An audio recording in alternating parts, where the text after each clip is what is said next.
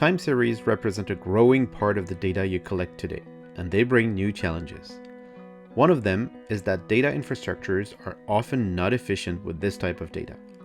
We created Warp10 to simplify the management and analysis of time series data in full integration with existing infrastructures.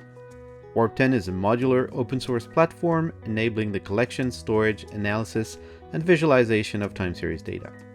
You can deploy a real-time database that scales with your time series needs, retain all historical data while reducing your storage bill and preserving all analysis capabilities, connect Warp10 with your existing ecosystem to augment it with a powerful analysis environment dedicated to time series data.